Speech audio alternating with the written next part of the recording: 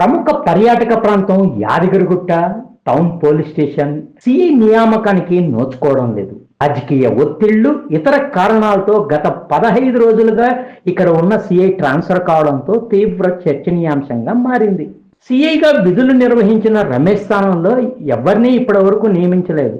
ఆయన స్థానంలో ఎవరిని నియమించకపోవడంతో నిత్యం రద్దీగా ఉండే యాదగిరిగుట్ట దేవస్థానంలో 15 రోజులుగా సిఐ లేకపోవడంతో అనేక విమర్శలు వెల్లువెత్తుతున్నాయి. యాదగిరిగుట్ట లక్ష్మీ నరసింహస్వామి ఆలయానికి వచ్చే విఐపీలకు బందోబస్తు, మరోవైపు ప్రోటోకాల్ విధులతో నిత్యం బిజీగా ఉండడంతో యాదగిరిగుట్ట పోలీస్ స్టేషన్లో తీవ్రమైన పని ఒత్తిడితో అధికారులు, సిబ్బంది అవస్థలు పడుతున్నారు. స్టేషన్లో ఏటా సుమారు 100కు పైగా కేసులు నమోదవుతున్నాయి. ఈయన నియమించకపోవడంతో ఒకవైపు బందోబస్తు, మరోవైపు ప్రోటోకాల్ విధులు పరిమితికి మించిన పరిధితో అవిశ్రాంతంగా పనిచేయాల్సి వస్తుందని పోలీసులు వాపోతున్నారు. ఇలాంటి పరిస్థితుల్లో పూర్తి స్థాయి సిఐ లేకపోవడంతో పరిస్థితి మరింత దిగజారిపోతుందని పలువురు పేర్కొంటున్నారు. 15 రోజుల నుంచి సిఐ గారు అందుబాటులో లేరు. అయితే మరి పాత సిఐ గారు మరి ఇక్కడ స్టేషన్ రావడం లేదు. మరి ట్రాన్స్ఫర్ చేశారా లేకపోతే విధుల నుంచి తొలగించారు అనేది ప్రజలకు వరకు క్లారిటీ కూడా లేదు. మరి ఇక్కడ పెద్ద పెద్ద సమస్యలు వస్తే మరి ఉన్నటువంటి ప్రజలు ఎవరికి చెప్పుకోవాలని సందర్భంగా ప్రశ్నిస్తూ ఉన్నాం.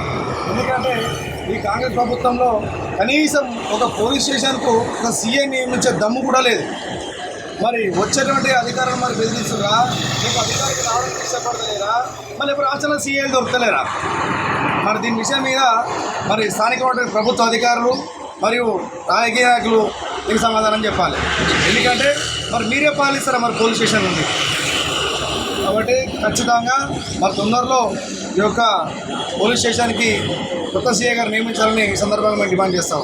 యాదగిరిగుట్టకు పూర్తి స్థాయిలో నియామకం జరగకపోవడానికి రాజకీయ ఒత్తిళ్లే కారణమని స్థానికంగా ప్రచారం జరుగుతోంది.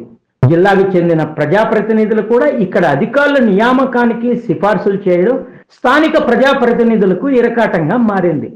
భక్తుల భద్రత నేపథ్యంలో సిఐ నియామకంపై ఇకనైనా స్థానిక ఎమ్మెల్యే దృష్టి సారిస్తారో లేదో వేచి చూడాలి.